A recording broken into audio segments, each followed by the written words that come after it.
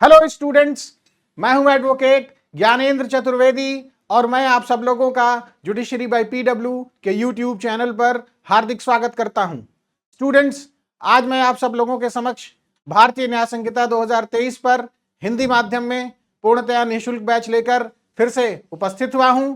आज का ये जो लेक्चर है ये इस बैच का 12वां लेक्चर है, 12th लेक्चर है और आज के इस लेक्चर में हम लोग विधिपूर्ण प्राधिकार के अवमान और लोक न्याय के विरुद्ध अपराधों से संबंधित प्रावधानों के बारे में पढ़ेंगे।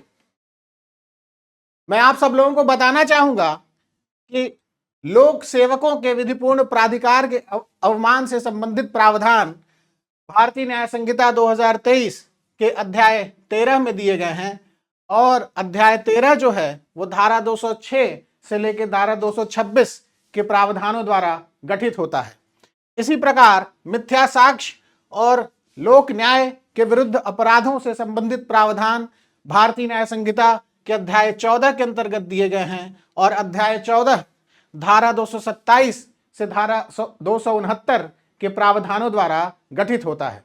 तो आइए आज की क्लास को हम सीधे शुरू करते हैं और जो पहला महत्वपूर्ण प्रावधान है जिससे आज की क्लास की हम शुरुआत करेंगे वो है धारा 206। अब धारा 206 किस बात से संबंधित है? धारा 206 संबंधित है समनों की तामील या अन्य कार्यवाही से बचने के लिए फरार हो जाने से। absconding in order to avoid service of summons or other services. absconding in order to avoid service of summons और अदर प्रोसीडिंग्स। तो आइए ये जो धारा 206 है उसके जो प्रावधान हैं हम उन प्रावधानों के आवश्यक घटकों को सरलीकृत तरीके से, सिंप्लीफाइड तरीके से समझने और जानने की कोशिश करते हैं। तो धारा 206 यह उपबंधित करती है कि जो कोई किसी वैध रूप से सक्षम लोक सेवक द्वारा निकाले गए समन, सूचना या आदेश की तामील से बचने के लिए फरार हो जाता है, अर्थात whoever absconds in order to avoid being served with a summons, notice or order proceeding from any legally competent public servant। तो अगर जो अपराधी है वो ऐसा कृत्य कर रहा है तो वो दंड का भागी होगा धारा 206 के प्रावधानों के अंतर्गत। और उसके लिए दंड का क्या प्रावधान है आइए हम जानते हैं। तो ऐसा अपराधी 1 मास तक के सादा कारावास से या 5,000 रुपए तक के जुर्माने से या दोनों से दंडित किया जाएगा। तो इस धारा के प्रावधानों के अंतर्गत, धारा 206 के प्रावधानों के अंतर्गत अपराधी जो है वैध रूप से सक्षम लोक सेवक द्वारा निकाले गए समन, सूचना अर्थात नोटिस या आदेश अर्थात ऑर्डर की तामील से बचने के लिए फरार हो जाता है। और अगर वो ऐसा करता है, अगर इस प्रकार वो फरार हो जाता है, इस प्रकार वो एब्सकॉन्ड करता है, तो जैसा मैंने अभी बताया वो धारा 206 के प्रावधानों के अंतर्गत दंडित किया जाएगा। और जो दंड होगा, जिस दंड का वो भागी होगा, वो होगा 1 माह तक का सादा कारावास या 5,000 रुपए तक का जुर्माना या फिर दोनों। आइए आगे बढ़ते हैं। इसी प्रावधान में एक खंड ख भी है, क्लॉज बी क्या हम कह सकते हैं इंग्लिश में। वो क्या प्रावधानित करता है आइए हम ये भी जानने की कोशिश करते हैं। तो जहां समन, सूचना या आदेश अर्थात समन्स, नोटिस और ऑर्डर किसी न्यायालय में स्वयं या अभिकर्ता द्वारा उपस्थित होने के लिए या दस्तावेज या इलेक्ट्रॉनिक अभिलेख अर्थात डॉक्यूमेंट और इलेक्ट्रॉनिक रिकॉर्ड प्रस्तुत करने के लिए है, तो वहां जो अपराधी है वह 6 मास तक के सादा कारावास से या फिर 10,000 रुपए तक के जुर्माने से या दोनों से दंडित किया जाएगा। तो वेयर सच समन्स, नोटिस और order is to attend in person, यानी कि अपराधी जो है उसके लिए आवश्यक है कि वो इन पर्सन अपीयर हो, न्यायालय के सामने स्वयं उपस्थित हो, या फिर एजेंट के माध्यम से उपस्थित हो, अभिकर्ता के माध्यम से उपस्थित हो, या फिर अपराधी के लिए आवश्यक है कि वो कोई दस्तावेज, कोई डॉक्यूमेंट या इलेक्ट्रॉनिक रिकॉर्ड अर्थात इलेक्ट्रॉनिक अभिलेख प्रस्तुत किया जाए, यह आवश्यक है कि अभियुक्त द्वारा, अपराधी द्वारा कोई दस्तावेज या इलेक्ट्रॉनिक अभिलेख प्रस्तुत किया जाए, और ऐसा वो नहीं करता है तो उस दशा में जो अपराधी होगा, जो जैसा मैंने अभी बताया, वह 6 मास तक के सादा कारावास से या 10,000 रुपए तक के जुर्माने से या दोनों से दंडित किया जाएगा। तो मैं आशा करता हूं कि धारा 206 के प्रावधान आप सब लोगों को बिल्कुल स्पष्ट हो गए होंगे, क्लियर हो गए होंगे। आइए आगे बढ़ते हैं। तो अगला जो बहुत ही महत्वपूर्ण प्रावधान है वो है धारा 207, और धारा 207 संबंधित है समन की तामील का या अन्य कार्यवाही का या उसके प्रकाशन का निवारण करने से। ये थोड़ा सा हिंदी में सुनने से कठिन समझ में आ रहा होगा, लेकिन अगर मैं इंग्लिश के फ्रेज को यूज करूं तो आप सब लोगों को समझने में बहुत आसानी होगी। तो अगर इसी बात को इंग्लिश में कहना हो तो हम ये कह सकते हैं कि section 207 of BNS is related with preventing service of summons or other proceeding और preventing publication thereof। तो आइए हम धारा 207 के प्रावधानों को भी समझने की कोशिश करते हैं। तो धारा 207 के प्रावधान के अनुसार जो कोई किसी वैध रूप से सक्षम लोक सेवक द्वारा निकाले गए समन, सूचना या आदेश की तामील अपने पर या किसी अन्य व्यक्ति पर होना किसी प्रकार साशय निवारित करता है, यानी कि इंटेंशनली उसको प्रिवेंट करता है। Whoever in any manner intentionally prevents अर्थात साशय निवारित करता है। क्या निवारित करता है साशय? The serving on himself or on any other person of any summons, notice or order proceeding from any legally competent public servant। legally competent public servant का अर्थ है वैध रूप से सक्षम लोक सेवक। तो अगर अपराधी ऐसा कृत्य करता है या फिर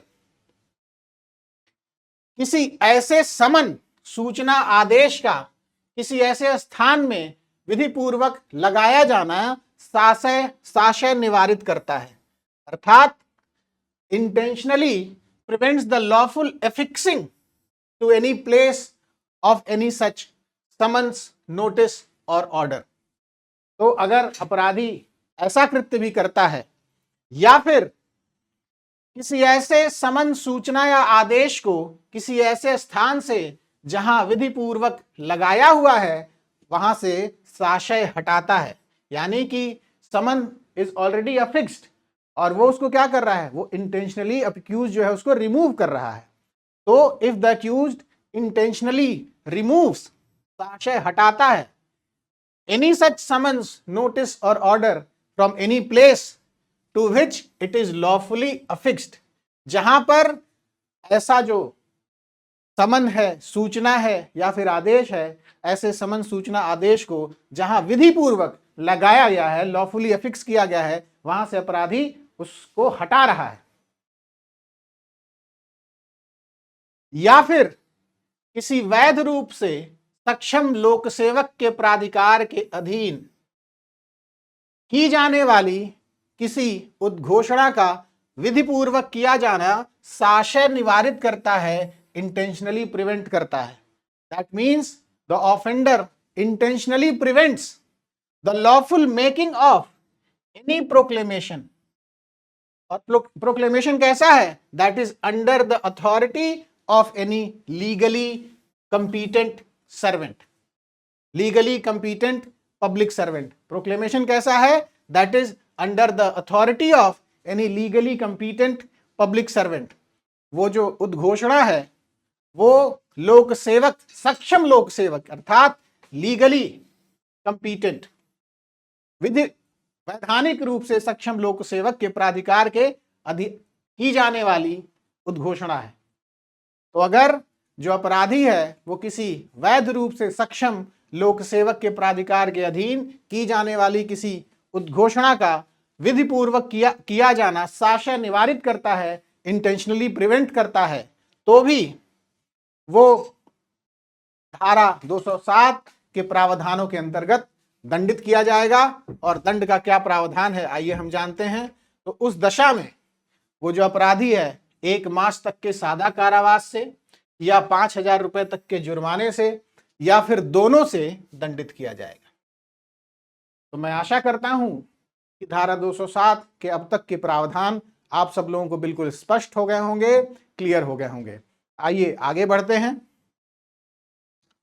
और जहां समन, सूचना, आदेश या उद्घोषणा किसी न्यायालय में स्वयं या अभिकर्ता द्वारा उपस्थित होने के लिए या दस्तावेज या इलेक्ट्रॉनिक अभिलेख प्रस्तुत करने के लिए है, अर्थात where summons, notice, order or proclamation is to attend in person, यानी कि स्वयं द्वारा उपस्थित होने के लिए, और अटेंड बाय एन एजेंट, अभिकर्ता के माध्यम से उपस्थित होने के लिए, और टू प्रोड्यूस ए डॉक्यूमेंट और an electronic record in a court. तो उस परिस्थिति में जो अपराधी है वह 6 मास तक के सादा कारावास से या 10,000 रुपए तक के जुर्माने या दोनों से दंडित किया जाएगा। तो मैं आशा करता हूं कि धारा 207 के सभी प्रावधान आप सब लोगों को बिल्कुल स्पष्ट हो गए होंगे, क्लियर हो गए होंगे। आइए आगे बढ़ते हैं। जो अगला बहुत ही महत्वपूर्ण प्रावधान है वो है धारा 208। और धारा 208 संबंधित है लोक सेवक का आदेश न मानकर अनुपस्थित रहने से, अर्थात non attendance in obedience to an order from public servant. तो आइए हम देखते हैं कि धारा 208 क्या उपबंधित करती है, क्या प्रावधानित करती है। तो जो कोई किसी वैध रूप से सक्षम लोक सेवक द्वारा निकाले गए समन, सूचना, आदेश या उद्घोषणा, अर्थात summons, notice, order or proclamation के पालन में किसी निश्चित स्थान और समय पर स्वयं या अभिकर्ता द्वारा उपस्थित होने के लिए वैध रूप से आबद्ध होते हुए, अर्थात being legally bound to attend in person और by an agent at a certain place, यानी कि निश्चित स्थान और समय, अर्थात at a certain place and time. कैसे? In obedience to a summons. तो in obedience to a summons, notice, order of proclamation proceeding from any legally competent public servant. तो इस प्रकार वो जो अपराधी है विधि द्वारा आबद्ध है, लीगली बाउंड है, लेकिन वो जो अपराधी है उस स्थान या समय पर उपस्थित होने का साक्ष्य लोप करता है, इंटेंशनली ओमिट करता है। He intentionally omits to attend that place or time. He intentionally omits to attend at that place or time. या फिर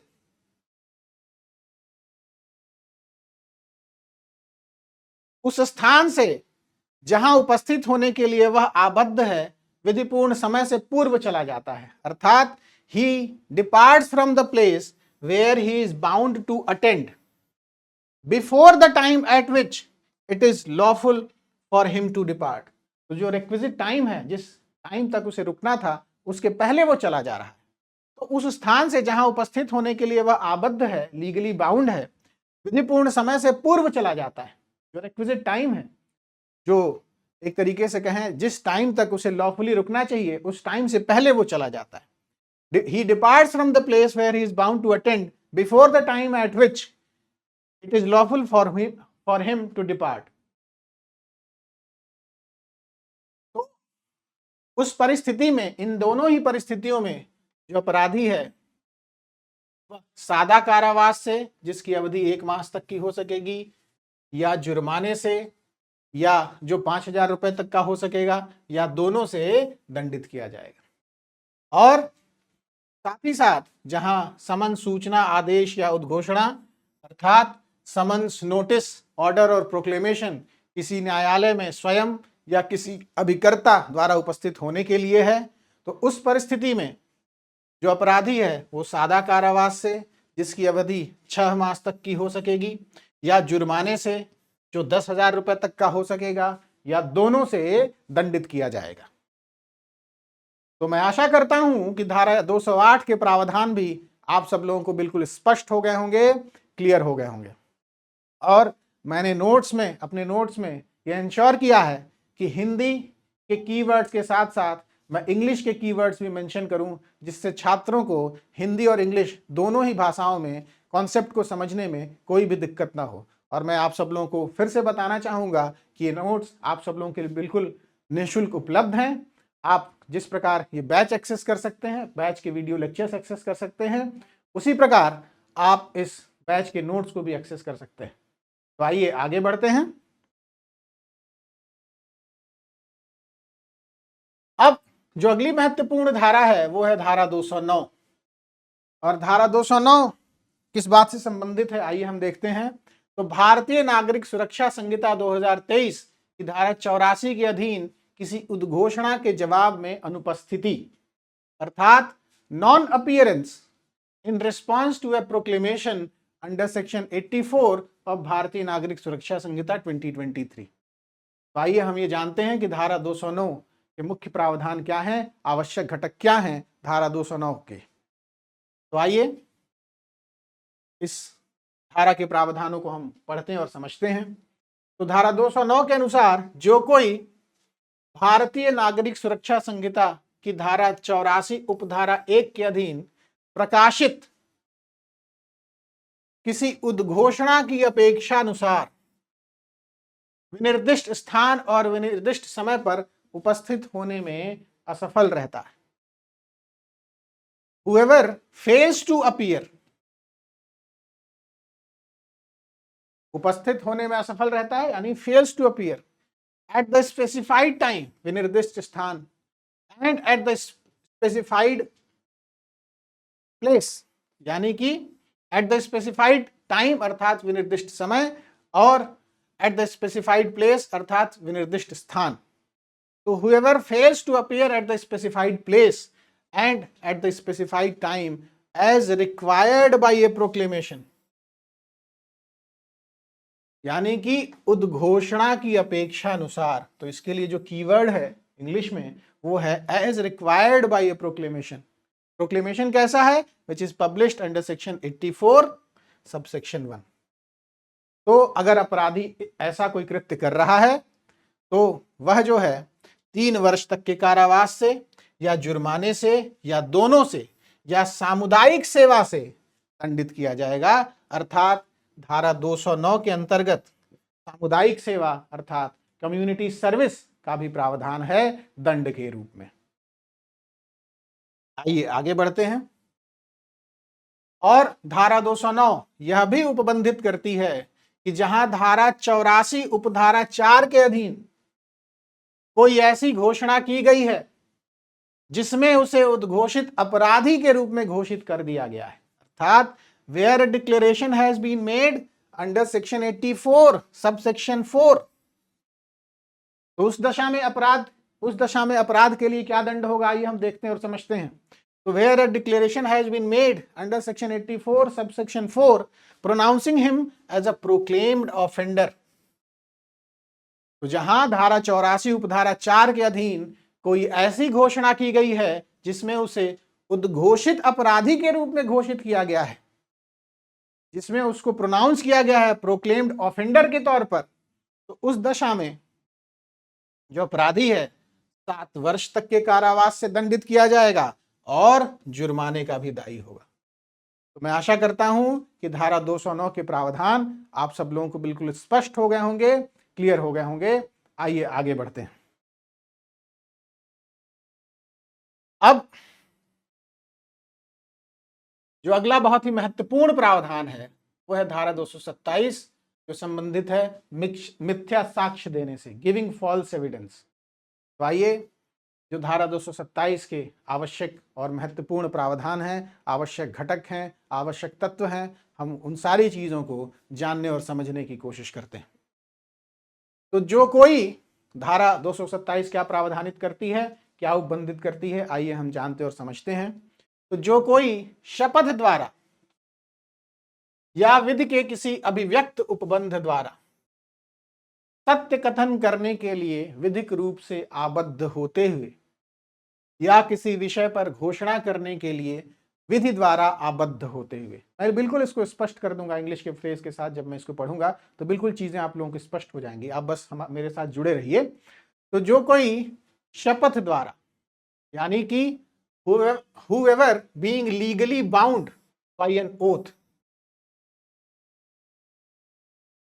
यानी कि जो कोई शपथ द्वारा आबद्ध होते हुए, अर्थात whoever being legally bound by an oath or by an express provision of law, अर्थात विधि के किसी अभिव्यक्त उपबंध द्वारा, अभिव्यक्त उपबंध का मतलब एक्सप्रेस प्रोविजन।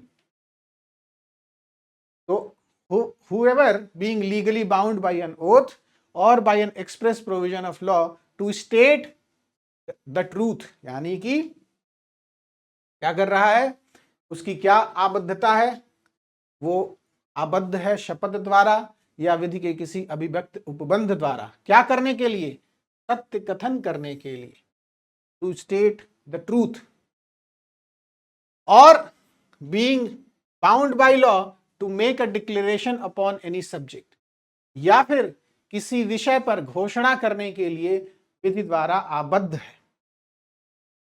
तो he is bound by law to make a declaration upon any subject. इस प्रकार आबद्ध होते हुए जो अपराधी वो क्या कर रहा है, ऐसा कोई कथन करता है जो मिथ्या है। He makes a statement which is false, और या तो जिसके मिथ्या होने का उसे ज्ञान है या विश्वास है, या जिसके सत्य होने का उसे विश्वास नहीं है। एंड इसका मतलब and which he either knows or believes to be false or does not believe to be true. तो अगर ये सारे ही आवश्यक घटक किसी दी हुई परिस्थिति में विद्यमान हैं तो कहा जाएगा कि वो जो व्यक्ति है वह मिथ्या साक्ष्य देता है और वह धारा 227 के प्रावधानों के अंतर्गत आपराधिक रूप से उत्तरदायी होगा, क्रिमिनली लायबल। अगला जो बहुत ही महत्वपूर्ण प्रावधान है वो है धारा 228, और धारा 228 संबंधित है मिथ्या साक्ष्य गढ़ने से। धारा 227 संबंधित था मिथ्या साक्ष्य देने से, गिविंग फॉल्स एविडेंस। धारा 228 संबंधित है फैब्रिकेटिंग फॉल्स एविडेंस, अर्थात मिथ्या साक्ष्य गढ़ने से। तो आइए धारा 228 के प्रावधानों को भी हम समझने और जानने की कोशिश करते हैं। तो धारा 228 के प्रावधानों के अनुसार जो कोई किसी परिस्थिति को अस्तित्व में लाता है, अर्थात whoever causes any circumstance to exist, किसी परिस्थिति को अस्तित्व में लाना अर्थात causing any circumstance to exist, या किसी पुस्तक, अभिलेख या इलेक्ट्रॉनिक अभिलेख में कोई मिथ्या प्रविष्टि करता है, या फिर makes any false entry यानी मिथ्या प्रविष्टि in any book or record और इलेक्ट्रॉनिक रिकॉर्ड। तो जो कोई किसी परिस्थिति को अस्तित्व में लाता है, causes any circumstance to exist, या किसी पुस्तक, अभिलेख या इलेक्ट्रॉनिक अभिलेख में कोई मिथ्या प्रविष्टि करता है, अर्थात makes any false entry in any book or record और इलेक्ट्रॉनिक रिकॉर्ड, या ऐसा दस्तावेज या इलेक्ट्रॉनिक अभिलेख रचता है जिसमें मिथ्या कथन अंतर्विष्ट हो, अर्थात makes any document और electronic record containing a false statement। containing a false statement का मतलब कि वो जो मिथ्या कथन है वो contained, वो उसमें जो है अंतर्विष्ट है। तो containing a false statement का अर्थ है कि मिथ्या कथन अंतर्विष्ट है।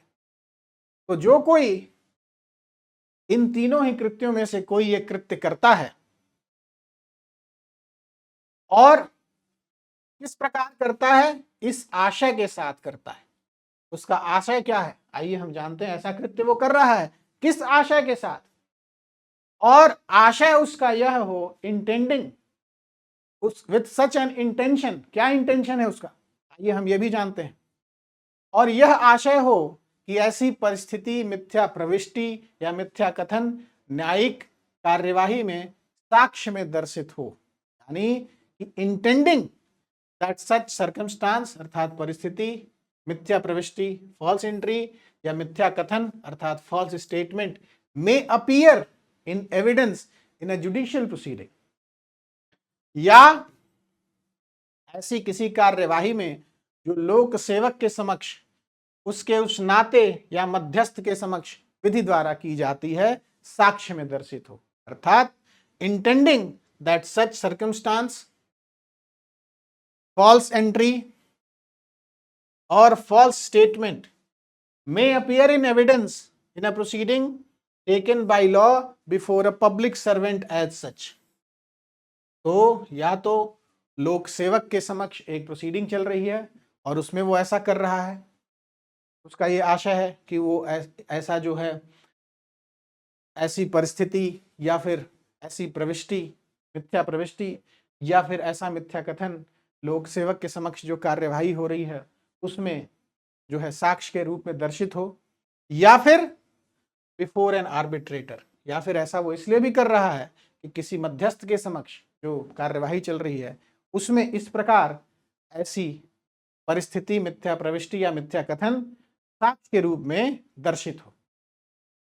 और साथ ही साथ उसका यह भी आशय है कि इस प्रकार साक्ष्य में दर्शित होने पर ऐसी परिस्थिति मिथ्या प्रविष्टि या मिथ्या कथन के कारण कोई व्यक्ति जिसे ऐसी कार्यवाही में साक्ष्य के आधार पर राय कायम करनी है, ऐसी कार्यवाही के परिणाम के लिए तात्विक किसी बात के संबंध में गलत राय बनाए। तात्विक मतलब मटीरियल, मैं इसको बिल्कुल समझाऊंगा, आप बिल्कुल परेशान न हो, बिल्कुल जुड़े रहें आप सब लोग मेरे साथ। इस जो प्रोविजन है मैं बिल्कुल इसको थ्रेडवेयर तोड़कर बिल्कुल आप सब लोगों को एक्सप्लेन करूंगा। और साथ ही साथ उसका यह भी आशय है, यह भी इंटेंशन है अपराधी का कि इस प्रकार साक्ष्य में दर्शित होने पर ऐसी परिस्थिति अर्थात सर्कमस्टांस, मिथ्या प्रविष्टि अर्थात जो है फॉल्स एंट्री या मिथ्या कथन यानी कि फॉल्स स्टेटमेंट,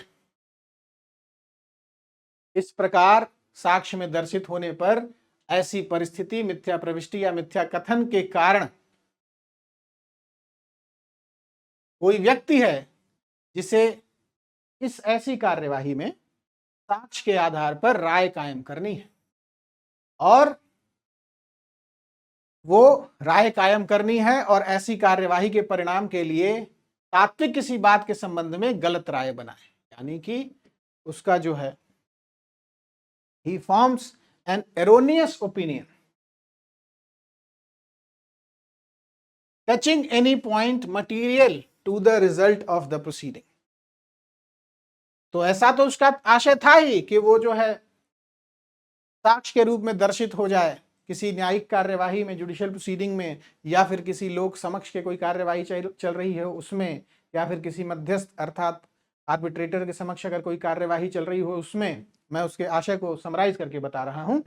और साथ ही साथ उसका आशय यह भी है कि इस प्रकार जो साक्ष्य में दर्शित हो रही है ऐसी परिस्थिति मिथ्या प्रविष्टि या मिथ्या कथन, तो इस प्रकार दर्शित होने के कारण कोई व्यक्ति है जिसे ऐसी कार्यवाही में राय कायम करनी है और इस कार्यवाही के परिणाम के लिए तात्विक किसी बात के संबंध में वो गलत राय बनाए, ऐसा ये अपराधी चाहता है। अर्थात वो जो अपराधी चाहता है, the offender intends that such a person forms an erroneous opinion touching any point material to the result of such proceeding। तो जब मैं इंग्लिश में बताऊंगा तो चीजें और ज्यादा स्पष्ट हो जाएंगी आप सब लोगों के लिए। मैं इंग्लिश के भी इंग्रेडिएंट्स को बिल्कुल सिंप्लीफाई करके बताता हूं। तो वो उसका इंटेंशन क्या है, आशय क्या है अपराधी का? He intends that such circumstance, false entry or false statement may cause any person who is to form an opinion to entertain an erroneous opinion। और erroneous opinion कैसा है? That opinion touches any point material to the result of such proceeding। वो जो है उस कार्यवाही के परिणाम के लिए तात्विक किसी बात के संबंध में गलत राय बनाए, ऐसा व्यक्ति जिसको राय बनानी है और ये आशय है अपराधी का, ये इंटेंशन है ऑफेंडर का, तो तब जब ये सारी ही परिस्थितियां, जब ये सारे ही आवश्यक घटक किसी दी हुई परिस्थिति में विद्यमान होंगे, तब कहा जाएगा कि जो अपराधी है, जो व्यक्ति विशेष है, वो मिथ्या साक्ष्य गढ़ता है। तब ये कहा जाएगा कि द ऑफेंडर फैब्रिकेट्स फॉल्स एविडेंस। मैं आशा करता हूं कि धारा 228 के जो प्रावधान अब तक मैंने आप सब लोगों को समझाए और बताए हैं, आप सब लोगों को बिल्कुल स्पष्ट हो गए होंगे, क्लियर हो गए होंगे। आइए आगे बढ़ते हैं। उदाहरण के लिए, एक उदाहरण के माध्यम से जब हम समझेंगे तो चीजें और ज्यादा समझ में आएंगी। रामू एक बक्से में, जो श्यामू का है, इस आशय से आभूषण रखता है, ज्वेलरी रखता है कि वे उस बक्से में पाए जाएं और इस परिस्थिति में श्यामू को चोरी के लिए दोष सिद्ध ठहराया जाए, श्यामू चोरी के लिए कन्विक्ट कर दिया जाए। तो इस, अगर ऐसा रामू ने किया है तो रामू ने मिथ्या साक्ष्य गढ़ा है। अगर इसी एग्जाम्पल को इंग्लिश में आप सब लोगों को समझाना हो तो चीजें और ज्यादा स्पष्ट हो जाएंगी। तो Ramu puts jewels into a box belonging to Shyamu with intention, ये बहुत इंपॉर्टेंट है, with intention that they may be found in that box and with intention that this circumstance may cause Shamu to be convicted of theft। तो अगर रामू ने ऐसा किया है तो यह कहा जाएगा कि Ramu has fabricated false evidence, Ramu ने मिथ्या साक्ष्य को कहा, यह कहा जाए। तो मैं आशा करता हूं कि इस उदाहरण के माध्यम से भी आप सब लोगों को धारा 228 के सभी महत्वपूर्ण घटक बिल्कुल स्पष्ट हो गए होंगे, क्लियर हो गए होंगे। आइए आगे बढ़ते हैं। तो अब मिथ्या साक्ष्य के लिए दंड क्या है, आइए हम ये भी जानते हैं।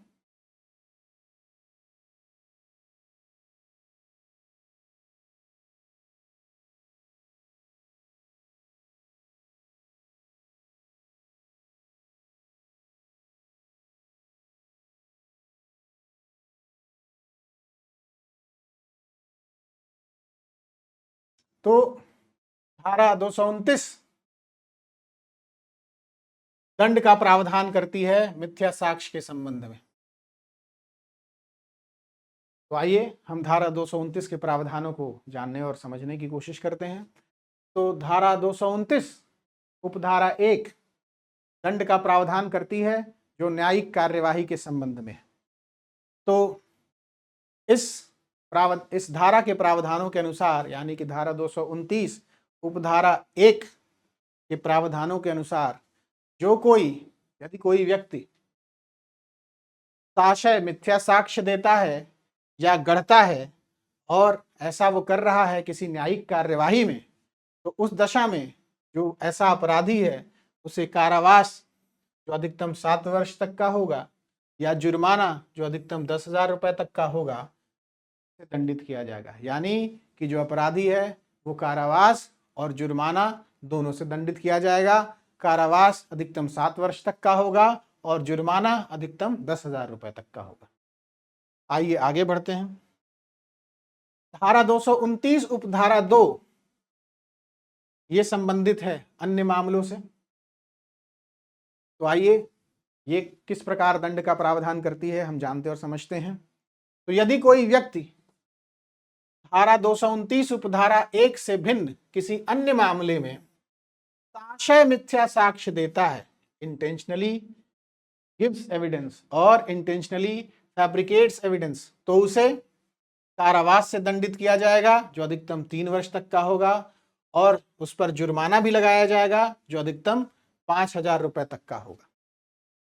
और इसमें स्पष्टीकरण खंड भी हैं धारा 229 के प्रावधानों में, और इसमें 2 स्पष्टीकरण हैं। तो धारा 229 के पहले स्पष्टीकरण के अनुसार सेना न्यायालय के समक्ष विचारण भी न्यायिक कार्यवाही है, अर्थात trial before a court martial is also a judicial proceeding. जो दूसरा स्पष्टीकरण है वो क्या उपबंधित करता है, आइए हम जानते और समझते हैं। तो न्यायालय के समक्ष कार्यवाही प्रारंभ होने से पूर्व विधि द्वारा किया गया अन्वेषण भी न्यायिक कार्यवाही का एक प्रक्रम है, चाहे वह न्यायालय के सामने न भी हो। तो आइए ये जो प्रावधान है, स्पष्टीकरण 2 का प्रावधान है, हम उसको और ज़्यादा सिंप्लीफाई करके, सरलीकृत करके भी समझते हैं, अंग्रेजी के जो कीवर्ड हैं उनके माध्यम से भी समझते हैं।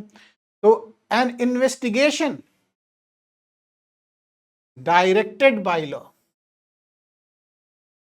विधि द्वारा किया गया अन्वेषण, an investigation directed by law preliminary to a proceeding before a court, न्यायालय के समक्ष कार्यवाही प्रारंभ होने से पूर्व, यानी कि preliminary to a proceeding before a court is a stage of judicial proceeding, वो जो है न्यायिक कार्यवाही का प्रक्रम है, अर्थात स्टेज है। Although that investigation may not take place before a court, भले ही वह ऐसा इन्वेस्टिगेशन, ऐसा अन्वेषण न्यायालय के सामने न हो। मैं आशा करता हूं कि धारा 229 स्पष्टीकरण 1 और स्पष्टीकरण 2 के सभी महत्वपूर्ण घटक, सभी आवश्यक घटक आप सब लोगों को बिल्कुल स्पष्ट हो गए होंगे, क्लियर हो गए होंगे। आइए आगे बढ़ते हैं। अगला जो बहुत ही महत्वपूर्ण प्रावधान है वो है धारा 249, और धारा 249 संबंधित है अपराधी को संश्रय देने से, अर्थात हार्बरिंग एन ऑफेंडर। तो आइए हम देखते हैं और समझते हैं, आइए हम जानते हैं, जानने की कोशिश करते हैं कि अपराधी को संश्रय देने के संबंध में क्या प्रावधान है धारा 249 के अंतर्गत। तो धारा 249 यह प्रावधानित करती है कि जब कोई अपराध किया जा चुका हो, तब जो कोई किसी ऐसे व्यक्ति को जिसके बारे में वह जानता हो, ही नोज, या विश्वास करने का कारण रखता हो, हैज रीजन टू बिलीव, कि वह अपराधी है, विधिक दंड से बचाने की आशय से संश्रय देता है या छिपाता है। तो अपराधी क्या कर रहा है?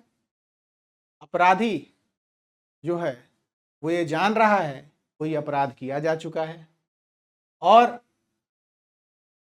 जो है वो जो अपराधी है उसको यह विश्वास है कि जिसको वो संशय दे रहा है, या फिर उसके बारे में वह जानता है कि जिसको वो संशय दे रहा है वह व्यक्ति भी अपराधी है। और वो क्या कर रहा है? जो धारा 249 के अंतर्गत जो अपराधी है, इस प्रकार जानने के बावजूद भी वह जो है उस अपराधी को, उस व्यक्ति को जिसके बारे में उसकी जानकारी है कि वह अपराधी है, उसको दंड से बचाने के लिए उसको संशय देता है या छिपाता है। अगर ये सारी परिस्थितियां, अगर ये सारे आवश्यक घटक किसी दी हुई परिस्थिति में विद्यमान हैं, तो धारा 249 के अंतर्गत जो प्रावधान है वो सृजित हो जाएगा। आइए इसी बात को हम दोबारा फिर से समझते हैं तो चीजें और ज्यादा स्पष्ट हो जाएंगी। तो जब कोई अपराध किया जा चुका हो, whenever an offense has been committed, तब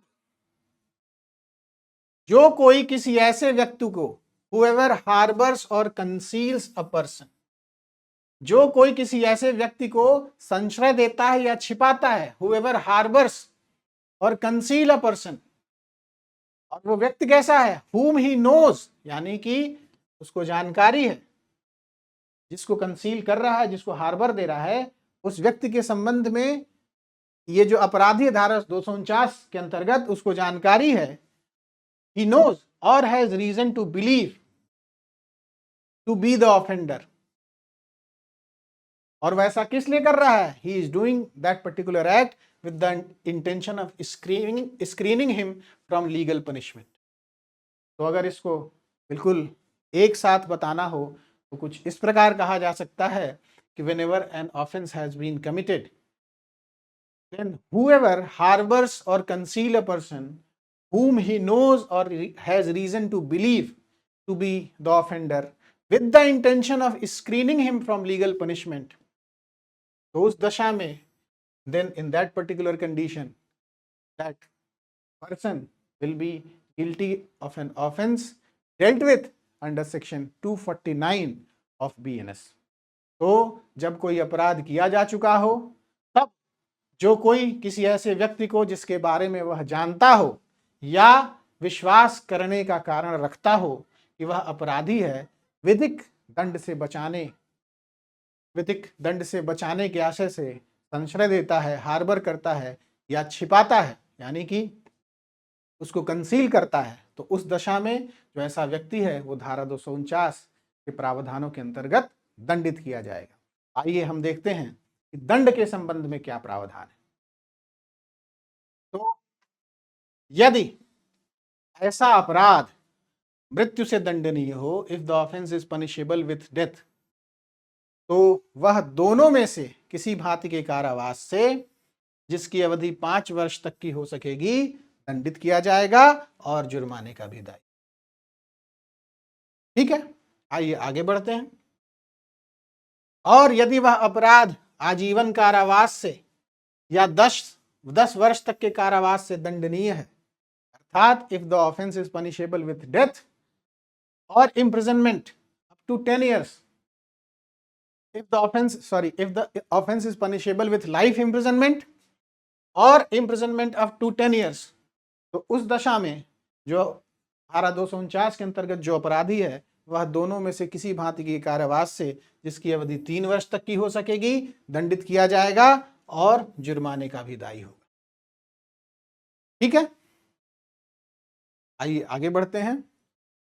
और यदि वह अपराध 1 वर्ष तक, न कि 10 वर्ष तक के कारावास से दंडनीय हो, अर्थात if the offence is punishable with imprisonment which may extend to 1 year and not to 10 years, तो उस दशा में वो जो अपराधी है धारा 249 के अंतर्गत, वह उस अपराध के लिए उपबंधित भांति के कारावास से, जिसकी अवधि उस अपराध के लिए उपबंधित कारावास की दीर्घतम अवधि अर्थात लॉन्गेस्ट टर्म ऑफ इम्प्रिजनमेंट की 1/4 तक की हो सकेगी। अर्थात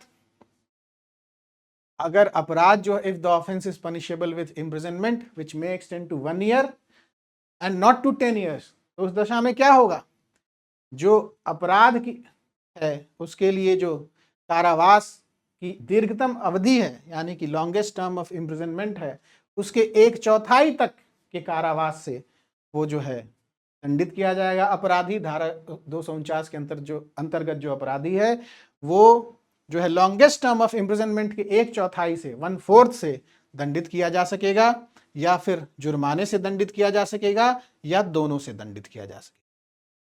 तो मैं आशा करता हूं कि धारा 249 के प्रावधान भी आप सब लोगों को बिल्कुल स्पष्ट हो गए होंगे, क्लियर हो गए होंगे। आइए आगे बढ़ते हैं। अगला जो बहुत ही महत्वपूर्ण प्रावधान है वो है धारा 269, और धारा 269 संबंधित है जमानत पत्र या बंध पत्र पर छोड़े गए व्यक्ति द्वारा न्यायालय में उपस्थित होने में असफलता से, failure by person released on bail bond और bond to appear in court. तो आइए धारा 269 क्या प्रावधानित करती है, हम जानने और समझने की कोशिश करते हैं। तो धारा 269 के अनुसार जो कोई किसी अपराध से आरोपित किए जाने पर और जमानत पत्र पर या अपने बंध पत्र पर छोड़ दिए जाने पर, अर्थात whoever having been charged with an offense, आरोपित किए जाने पर अर्थात charged with an offense and released on bail bond or bond,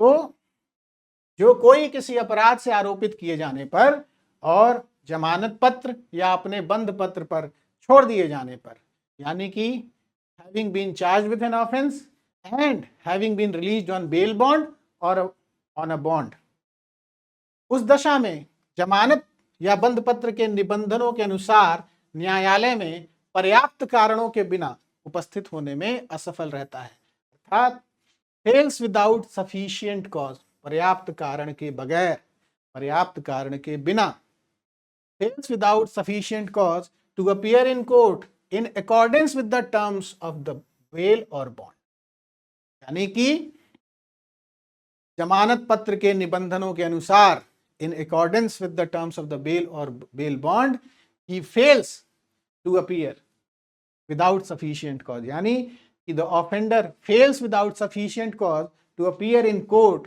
in accordance with the terms of the bail or bond।